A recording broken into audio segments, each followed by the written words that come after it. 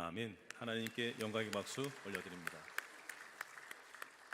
은혜 찬양 감사합니다. 성도 여러분들 잘 지내셨습니까? 은혜가 넘치시기를 축복합니다. 본교회에 등록하셔서 다니시는 성도님들은 자기 역할이 분명합니다. 내가 이 교회에 연결된 겁니다. 머리는 예수님이고 나는 지체로 연결됐습니다. 그러면 역할을 하셔야 됩니다. 역할. 교회만 왔다 갔다 하시면 안 되고 본교회 등록하셨으니 1인 1사역 이상. 목사님이 하나만 하라고 하셔서 아니요, 하나 이상이라고 그랬습니다. 그래서 꼭 섬겨주시고, 또 우리 교회를 손님으로 왔다 갔다 하시는 분들도 계세요. 등록하지 않고 여러분들이 결정하셔야 됩니다. 이제 12월이고 내년 1월이 시작됩니다. 본교회 등록하시든지 아니면 우리 안산 땅에도 30여 개의 많은 교회들이 있습니다. 참고하셔서 꼭 등록하셔서 각 개교회에, 지역교회에 성도가 되셔서 함께 섬기셔야지, 자꾸 손님으로 왔다 갔다 하면 책임을 다 안 하시면 신앙이 안 자랍니다. 여러분들 교회에 꼭 속하시기를 바랍니다. 우리 양옆에 분에게 인사하실 때 이렇게 인사합시다. 1인 1사역 하고 계시죠? 같이 인사하겠습니다.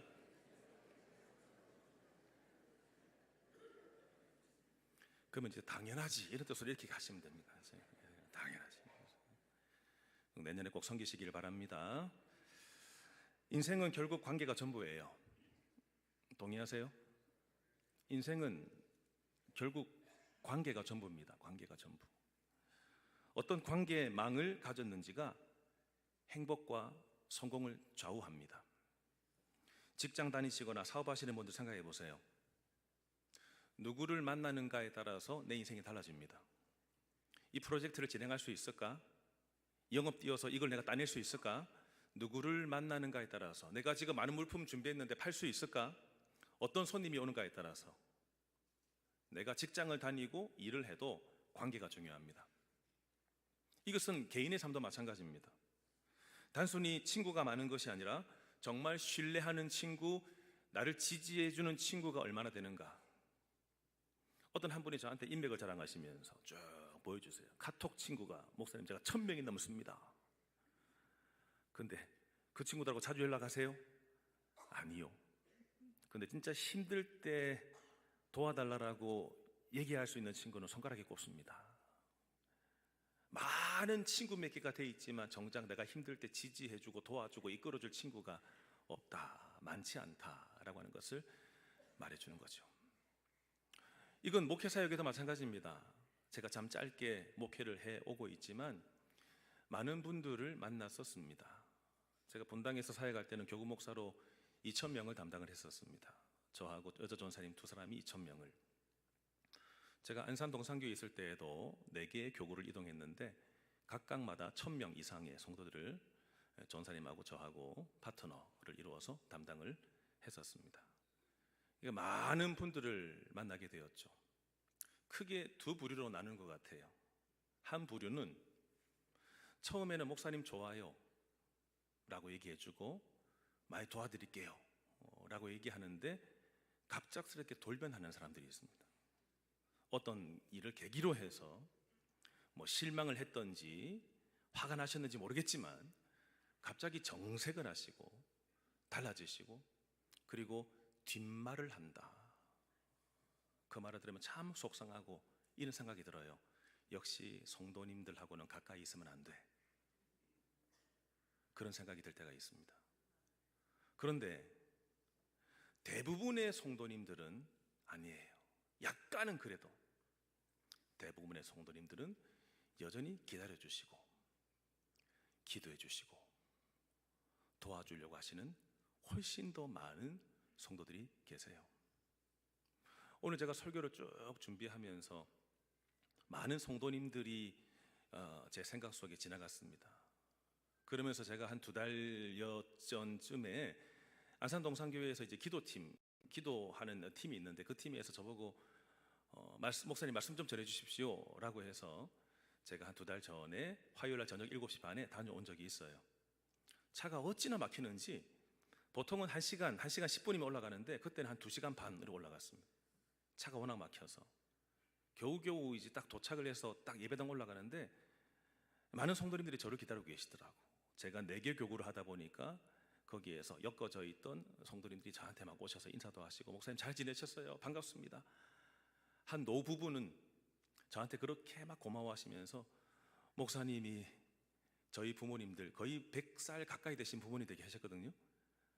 돌아가시려고 하면 전화하면 또 뛰어오시고, 돌아가시려고 또 전화하면 또 뛰어오시고, 그 두 분 결국은 장례 다 치러주셔서 목사님을 못 잊을 것 같아요. 인사하시는 분도 계셨고, 한 애기 어머니였는데 이제 나이가 중년이 됐더라고요.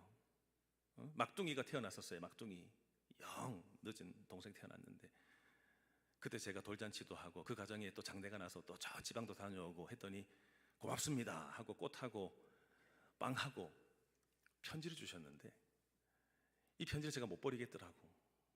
제가 제 탁자 위에 딱 세워놓고 보고 있다가 오늘 설교가 생각이 나서 가지고 왔어요. 그리고 오늘 아침에 전화했어요. 집사님 이 편지 제가 성도들에게 보여줘도 되겠습니까? 했더니 영광이지요. 예, 허락을 받아서 제가 편지 앞에 띄워주시면 이 편지가 왔어요. 제가 잠깐 읽어드리면, 최동훈 목사님 안녕하세요. 뵙고 싶은 마음에 온양으로 찾아가야 하나 하고 남편 집사님과 고민하고 있을 때 목사님께서 직접, 그것도 제가 섬기고 있는 미스바 홈커밍 사역 일정으로 오시게 되어 너무 기쁘고 하나님의 일하심이 놀라웠으며 감사했습니다. 목사님 강건하시지요?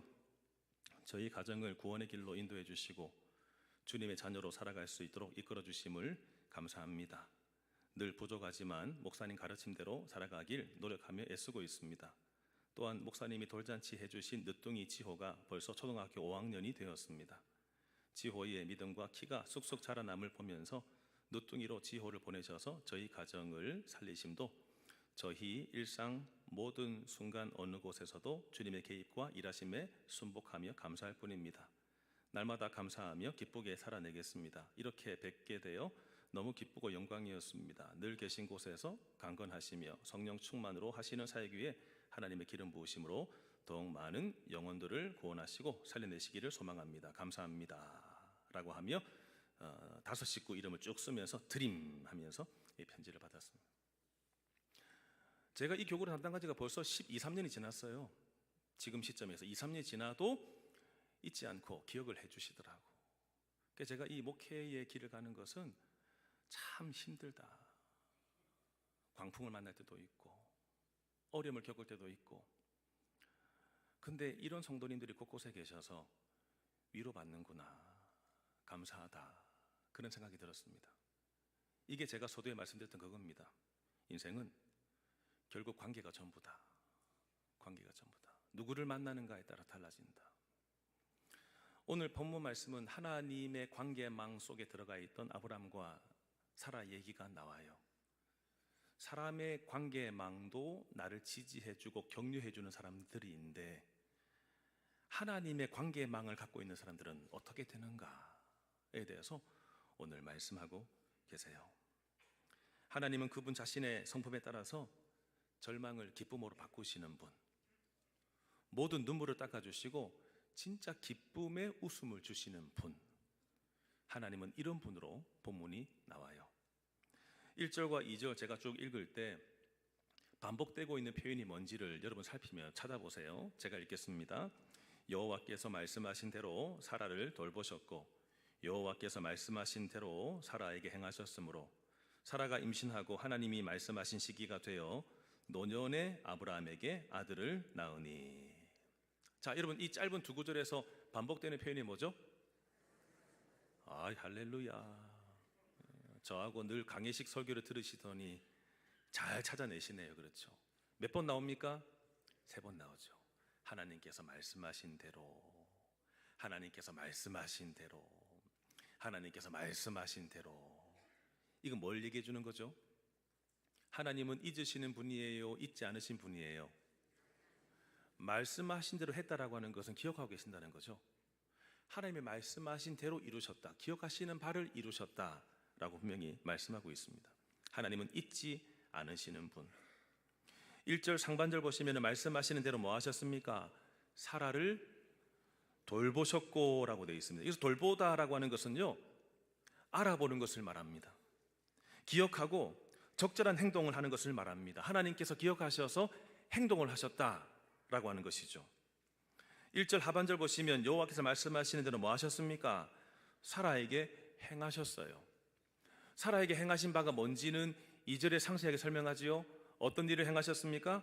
사라가 임신하고 하나님이 말씀하시는 때가 되어서 노년의 아브라함에게, 여러분 이런 표현은 그냥 아브라함에게라고 해도 되는데 굳이 덧붙인 이유는 설명하는 거예요. 아브라함이 어떤 상태에서 아이를 낳았는지를 계속 읽는 독자로 하여금 깨닫게 하는 것이에요. 이거는 이루어질 수 없는 일이라는 것이에요. 하나님이 말씀하신 시기가 되자 노년의 아브라함에게 아들을 낳았다라고 말씀하고 있는 것입니다. 앞서 하나님께서 여러 차례 이삭의 탄생을 약속하셨습니다. 근데 여러분 얼마나 기다렸을 때에 이 약속이 이루어졌을까요? 참고로 아브라함이 75세 때 부름을 받았습니다. 아내 사레는 10살 정도 어렸을 것입니다. 그러면 사라의 나이는 65세, 그리고 아브라함의 나이는 75세 때 부르셨습니다. 자식을 주겠다고 하셨고 땅을 주겠다고 하셨습니다. 그리고 나서 이제 오늘 본문 말씀, 아브라함이 100세가 됐을 때, 사라가 90세가 됐을 때 이 아이를 받게 됐습니다. 몇 년 기다리게 하셨죠? 25년. 여러분 25년 동안 기다려 보셨어요? 25년 동안 기다리면서 기도하는 것이 있으세요? 그렇게 기다리다가 못 참아가지고 사라가 자기 여종 하갈을 아브라함에게 주어서 이스마엘을 낳았죠. 근데 이 하갈이 이제 나를 멸시하기 시작한 거예요. 이것 때문에 얼마나 힘든지. 이 시기도 14년이나 지난 이후에 지금 자식을 주셨다라고 하는 거죠. 질문하겠습니다. 하나님은 왜 기다리게 하실까요? 기도 소리가 안 들려서? 내가 바라는 것이 뭔지 모르셔서? 아니면 죄송한 표현이지만 하나님의 능력이 없으셔서 하나님이 기다리게 하시는 걸까요? 아니죠. 하나님은 자신의 영광이 분명히 드러나는 때까지 기다리십니다. 사람이 했지, 내가 한 거야 라고 할 때는 지금 안 하십니다. 조금 젊었을 때 애를 낳으면 여러분 내가 했다 생각하지 하나님이 하셨다 생각합니까? 안 합니다. 하나님이 기다리게 하시는 이유는 이삭의 탄생이 인간의 힘으로 된 것이 아니다. 자연적인 가능성에서 비롯된 것이 아니다. 오직 하나님의 은혜와 역사하심 때문에 아들이 태어난 것이다. 마른 짝대기와 같았던 아브라함에게 자식이 난 것은 사람이 한 것이 아니라 하나님이 하셨기 때문에 하나님께 모든 영광 올려드려야 된다. 그렇기 때문에 기다리게 하신 것이에요. 누가 영광 받으시기 위해서? 하나님이. 여러분이 기다리고 계신 거 계세요? 내가 이제 못합니다, 진짜 내가 못합니다 할 때 그때 이제 누가 개입하세요? 하나님이 개입하세요. 내려놓으셔야 돼요. 고집 꺾으셔야 돼요. 더 이상 내 자아를 믿으시면 안 돼요. 하나님이 하십니다 인정할 때 그분이 역사하십니다. 한편으론 하나님은 아브라함을 기다리게 하시면서 믿음을 다지셨지만 이스마엘의 입장에서도 하나님은 기다림의 과정이 필요했습니다.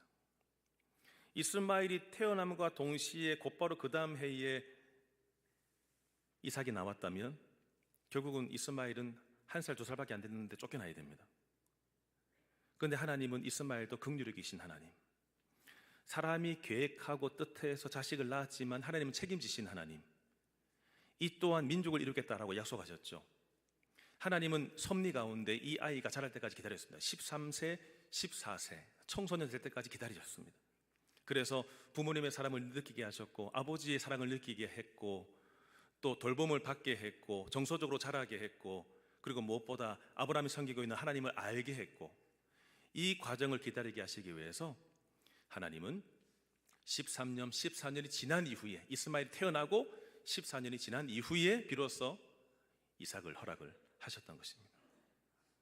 하나님은 한 군데만이 아니라 전체를 살피시는 분이세요. 이스라엘 백성들이 출애굽한 이후에 곧바로 13일 길이면은 가나안 땅에 들어갈 수 있었습니다.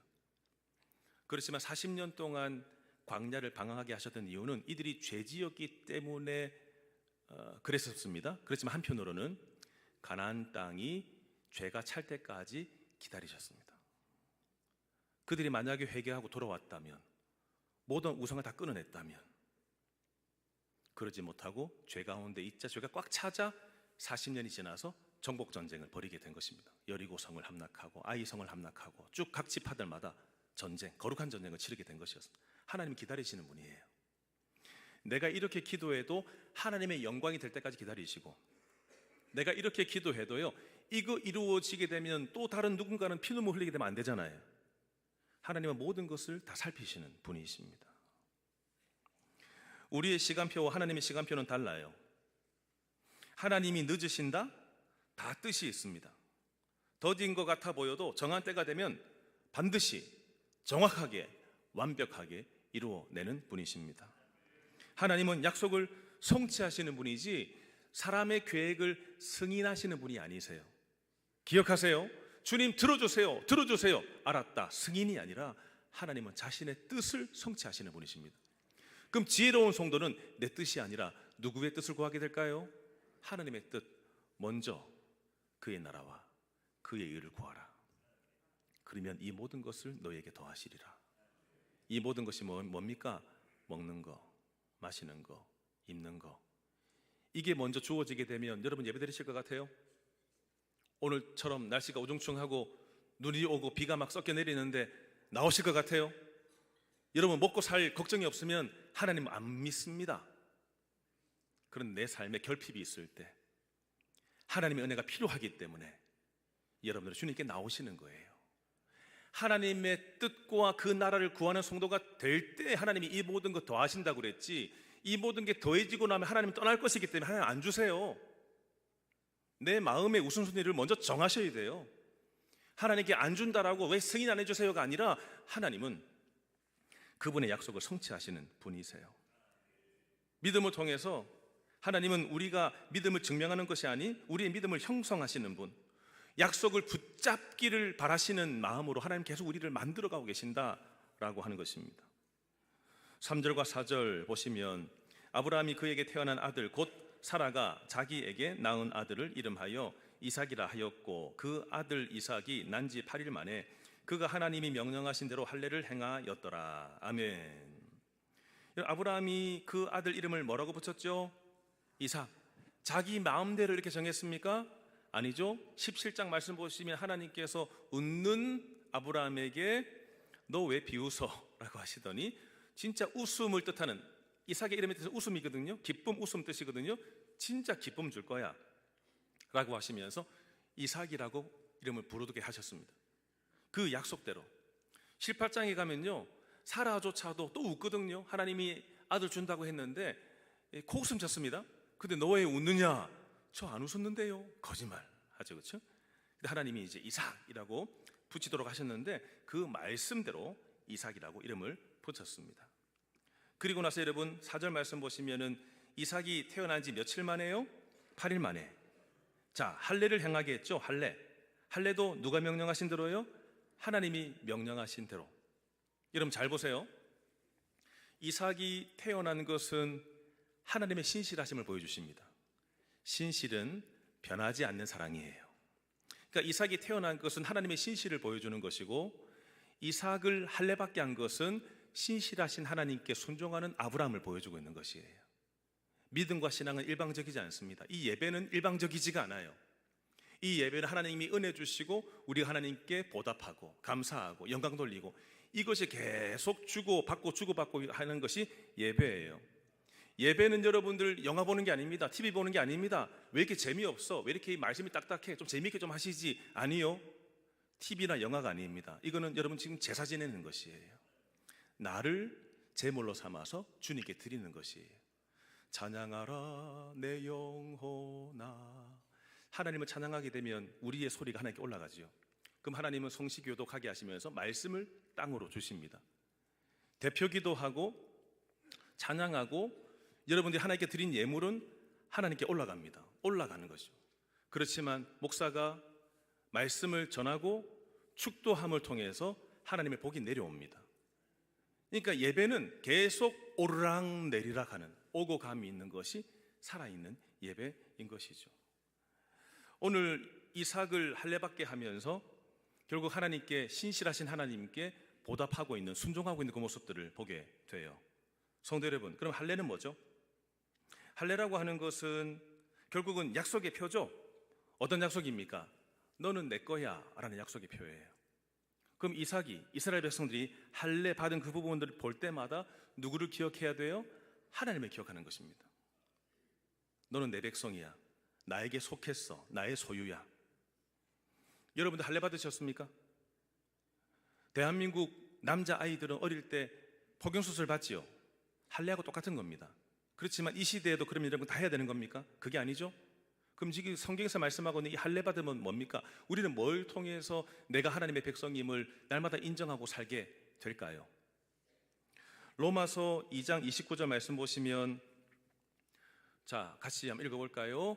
오직 이면적 유대인이 유대인이며 할례는 마음에 할지니 영에 있고 율법 조문에 있지 아니한 것이라. 그 칭찬이 사람에게서가 아니요 다만 하나님에게 선이라. 아멘. 이 성경 구절 가만히 두세요. 여러분, 오직 이면적 유대인이 참 유대인이래요. 이면적이란 말은 내 마음에 할례 받은 사람만이, 내 속사람이 진짜 믿습니다, 껍데기만 교회만 왔다 갔다 하는 것이 아니라 진짜 내 마음에 믿음 가지고 예배드리는 사람이 참 유대인이고 참 성도다라고 말씀하고 계세요. 근데 할례는 하나님의 백성이라는 표시인데, 이 할례는 이제 어디에 하라고요? 내 마음에. 할례는 내 마음에 하래요. 다시 화면으로 보여주시고요. 예. 여러분, 제가 아까 전에 할례 받으셨습니까? 라고 했을 때 곳곳에서 아멘 하셨습니다. 그럼 할례는 어디에 하라고요? 내 마음에. 내 마음에 할례 하셨어요? 보여주세요. 여러분, 마음에 할례 받은 거 보여주세요. 근데 다시 성경구절 다시 띄워주세요. 자, 할례는 마음에 하는데 어떤 방법으로 하라고요? 여기 말하는 영은 뭐냐면 성령을 말해요. 성령으로 인해서 내 마음에 할례 받는 것이고, 율법 조문이, 율법 말씀이 필요 없다는 것이 아니에요. 율법 말씀은 우리를 어떻게 살아야 될지 가르쳐 주는 거예요. 그렇지만 내가 마음에 할례 받는 것은 율법 조문 때문에 되는 것이 아니라 뭐 때문에 된다고요? 성령님을 통해서. 다시 화면으로 바뀌어주세요. 성도 여러분, 내 마음에 할례 받으셨습니까? 성령님이 내 안에 들어오셨습니까? 내 마음에 너는 그리스도인이야, 하나님의 백성이야를 각인시켜 주셨습니까? 성령님이 어떻게 임하십니까? 사람이 마음으로 믿어. 의는 뭐예요? 하나님과의 관계가 회복되고, 마음으로 믿어 하나님과의 관계가 회복되고, 입으로 시인하여 구원을 받는다. 그럼 성령님이 누구에게 들어온다고요? 입으로 시인하는 사람. 주님, 저는 죄인입니다. 저는 죽을 수밖에 없는 죄인입니다. 제가 이제 은혜가 필요합니다. 구원받은 백성으로 살게 해주세요. 내 안에, 성령님 내 안에 들어오셔서 나를 다스려 주시고 나를 통치해 주세요. 이 고백을 하는 사람이 어떻게 해요? 마음으로 믿어 의에 이른다. 입으로 시인하여 구원받는다. 이 고백 있으셨어요?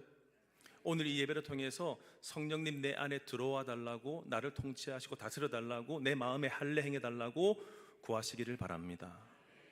이런 사람이 이면적 유대인, 마음의 속사람이 참 그리스도인으로 살아가야 된다라고 하는 것이죠.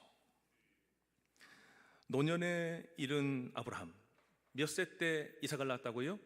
100세. 사라의 나이는요? 90세.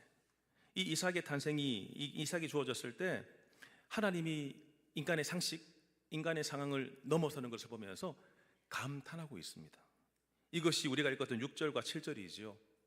여러분들, 이제 하나님의 약속이 진짜 이루어졌다, 내가 25년 기다렸는데 이루어졌다는 감탄, 정말 감사하는 마음을 가지고 한번 6절 7절 읽어볼까요? 사라가 이르되 하나님이 나를 웃게 하시니 듣는 자가 다 나와 함께 웃으리로다. 또 이르되 사라가 자식들을 젖먹이겠다고 누가 아브라함에게 말하였으리요마는 아브라함의 노경에 내가 아들을 낳았도다 하니라. 아멘.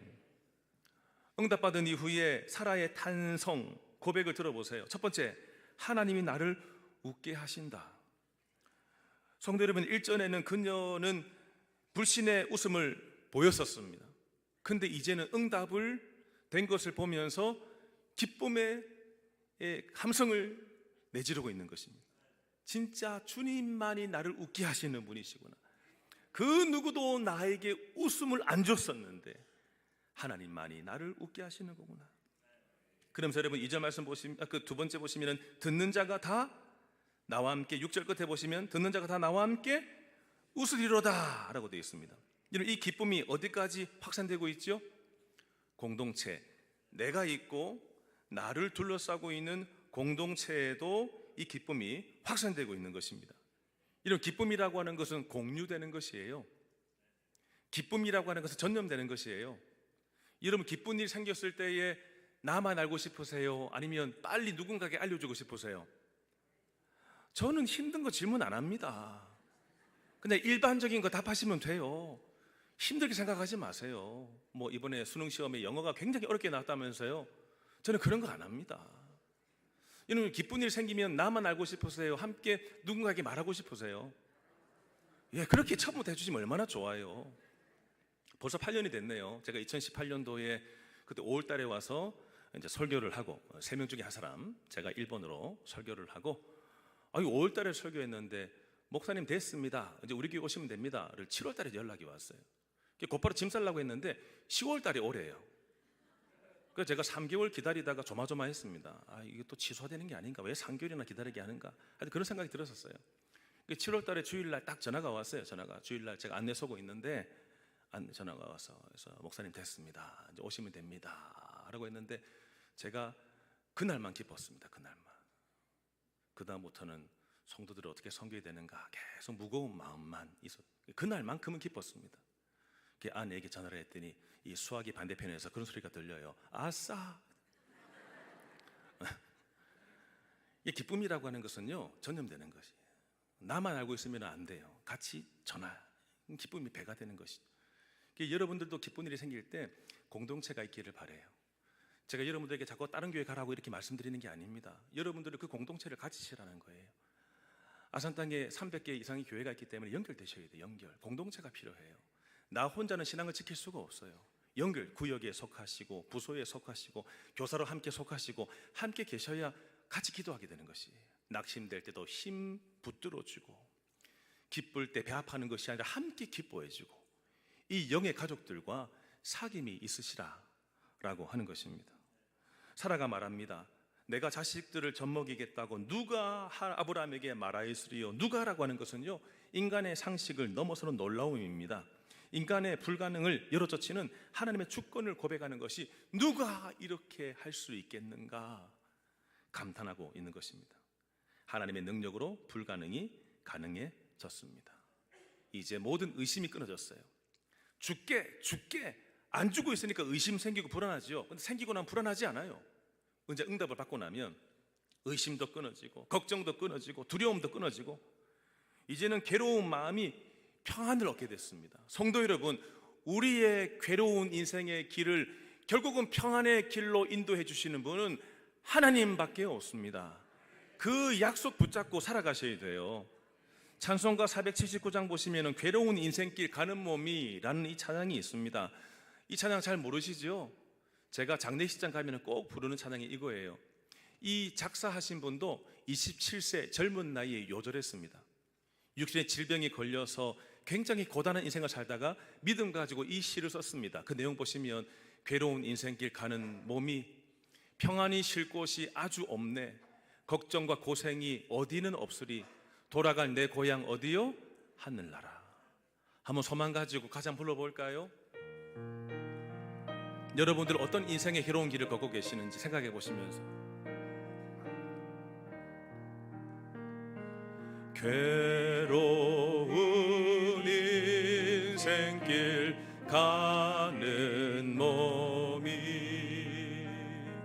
평안히 쉴 곳이 아주 없네. 걱정과 고생이 어디는 없으리.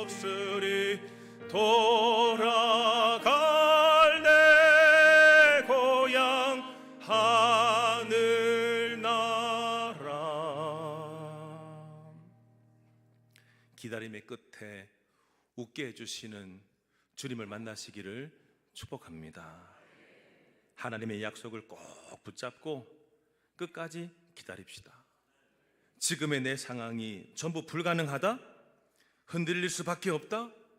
하나님의 약속은 지체될 수는 있지만, 지연될 수는 있지만 반드시 이루어집니다. 1절과 2절 말씀처럼 하나님이 말씀하신 대로, 하나님이 말씀하신 대로, 하나님 말씀하시는 대로 이 복음의 말씀으로 이미 나를 하나님의 양자, 아들, 딸 삼아주셨고 성령님을 통하여 끝까지 너희가 이제 이 땅 떠나고 천국에 이를 때까지 성도의 견인, 내가 너희들을 꼭 붙잡고 간다라고 하는 이 약속은 주님 반드시 성취하십니다. 이 약속 붙잡고 살아가시기를 바랍니다. 끝으로 미국 국민 MC 스티브 하브 얘기를 하면서 마무리 지으려고 해요. 우리 대한민국에는 국민 MC 하면은 유명한 유재석 씨 이런 사람들이 있죠. 미국에도 스티브 하비라는 사람이 있습니다. 이 스티브 하비가 1980년도에 코미디언이 되기 위해서 열심히 살았습니다. 1985년도에 코미디를 본격적으로 하려고 했는데 안정적인 수입이 없었고 공연에 나설 수도, 그리고 그 어떤 여비도 마련이 쉽지 않았었어요. 얼마나 가난했는지 차에서 잠을 잤고 씻을 때도 주유소 화장실이나 수영장 샤워실을 쓸 정도로 굉장히 경제적으로 힘든 상태를 살았습니다. 그런데 이 하비가 갑자기 리치와 베키 리스 부부라는 사람 만나게 되면서, 오른편에 있는 사람들이죠. 이 부부를 만나게 되면서 이들이 여러 가지 면에서 도움을 줬다고 해요. 그러면서 이후에 이렇게 고백했습니다. 내가 27세, 내가 27살 때 코미디언이 되고 싶은데 그때 공연을 나갔어야 된다. 그때 내가 오디션을 보러 갔었어야 되는데 그때 돈이 없어가지고 거기 못 가서 울고 있던 나에게 이 부부가 도움을 주어서 나는 그날 공연을 할 수 있었고 이후에 나는 유명해질 수 있었다. 그래서 이 스티브 하비가 한 프로그램에서 이야기를 하면서요, 2013년도에 제작진에서 이 부부를 초청했습니다. 그러니까 하비가 모르는 상태에서 이 부부가 초청이 된 거죠. 이 부부를 봄과 동시에 눈물이 터져 나올 수밖에 없어요. 내가 힘들 때, 꿈을 이룰 수 없고 낙심절망했을 때 이 부부를 만나서 내가 성공하게 됐지. 이것 때문에 눈물 펑펑 쏟으면서 이렇게 말했습니다. 당신들이 나를 도와주었기 때문에 내가 이렇게 성공할 수 있었다. 성도 여러분, 인생은 결국 관계가 전부예요. 어떤 관계망을 가졌는지에 따라서 실패할 수 있고 성공으로 갈리게 됩니다. 우리의 인생의 승리의 관건은 얼마나 가졌는가의 문제가 아니라 누구와 연결되어 있는가가 문제인 것입니다. 저는 여러분들이 하나님의 관계망 안에 들어가시기를 바랍니다. 믿음의 성도들과의 관계망 속에 들어가시기를 바랍니다. 나 혼자 왔다 갔다 10년 동안 해보세요. 20년 동안 해보세요. 믿음 절대 안 자랍니다. 공동체에 함께 있어야 함께 울고 함께 아파하고 함께 기뻐하고 함께 있어야지만이 자라게 되는 것이에요. 나 혼자 신앙생활하지 마시고 함께 하십시오. 공동체 안에서 나누고 내 믿음이 강화되고 하나님의 약속 안에서 믿고 기다릴 때 사라처럼 기쁨, 웃음이 주어지게 되는 것입니다. 저를 따라서 하시겠습니다. 하나님이 나를 웃게 하셨다. 다시요. 하나님이 나를 웃게 하셨다. 하나님을 믿고 인내하고 기다림으로 하나님이 나를 웃게 하셨다라는 이 고백하게 되시기를 주님의 이름으로 축원합니다. 함께 찬양할까요? 주가 일하시네.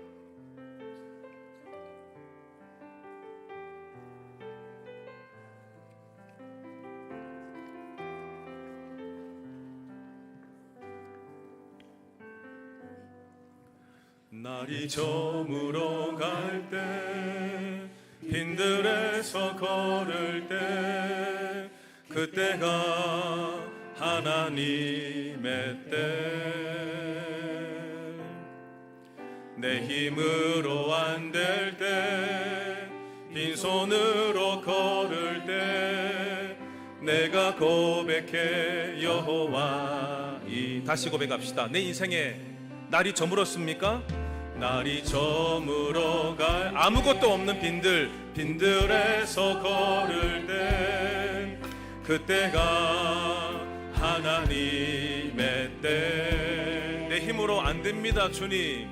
내 힘으로 안 될 때 빈손으로 걸을 때 내가 고백해 여호와 이래. 누가 일하십니까? 주가 일하시네. 주가 일하시네. 주께 아끼지 않는 자에게 주가 일하시네. 주가 일하시네. 신뢰하며 걷는 자에게. 우리 모인 이곳에 주님 함께 계시네. 누리네 아버지 은혜. 적은 떡과 물고기 내 모든 걸 드릴 때 모두 고백해 여호와. 다시 고백합시다. 공동체로 모여 계세요. 우리 모인 이곳에 주님 함께 계시네. 주님 함께 계시네.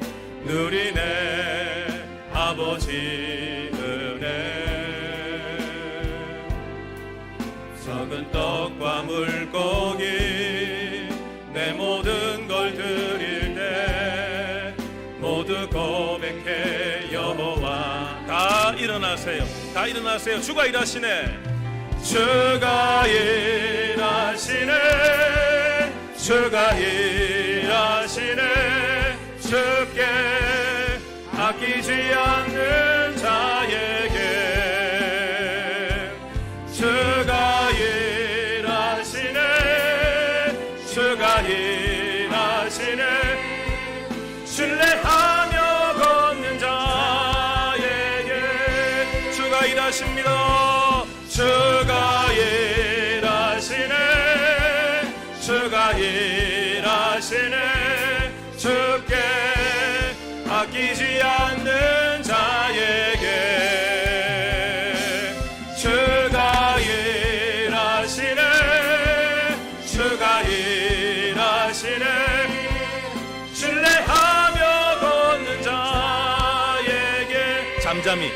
우리 잠잠히 목소리로만 주가 일하시네.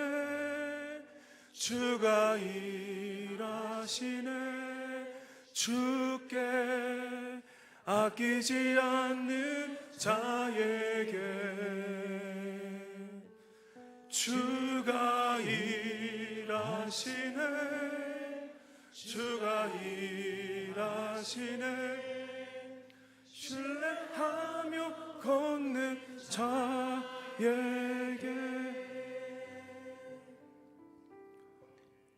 오늘 말씀 듣고 무엇을 깨달으셨습니까? 하나님께 어떻게 기도하며 나아가시겠습니까? 여러분들이 깨닫고 결단한 것 가지고 기도하시고요, 또 이렇게 기도했으면 좋겠습니다. 하나님의 약속을 신뢰하게 하여 주옵소서. 기다리는 가운데 주님이 주시는 기쁨과 웃음을 경험하게 하여 주옵소서. 같이 기도하겠습니다. 하나님 아버지, 오늘 함께 말씀 듣고 나누었습니다. 오늘 준비한 말씀, 주여 창세기 21장 말씀 가지고 이삭과 웃음이라고 하는 제목 가지고 오늘 함께 말씀을 나누었습니다. 진정한 웃음은 하나님이 주십니다. 이 세상은 나에게 진짜 웃음을 줄 수 없습니다. 하나님만이 나에게 진정한 웃음을 주십니다. 주여 하나님이여, 주님이 나를 기다리게 하셨지만 하나님은 가장 좋은 것 주시기 위하여 나를 기다리게 하셨고, 하나님은 결국은 다 합력하여 선을 이루시기 위하여 주여 나를 기다리게 하셨습니다. 주님께 모든 영광 올려드리게 하시기 위하여 주님은 기다리고 계신 줄로 믿습니다.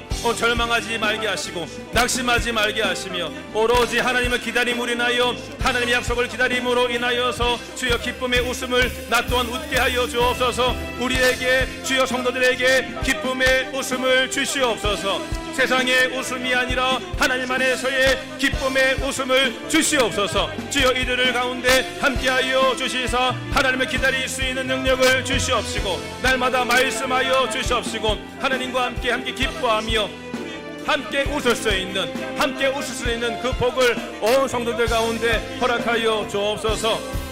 주가 일하십니다. 주가 일하시네. 주가 일하시네. 주께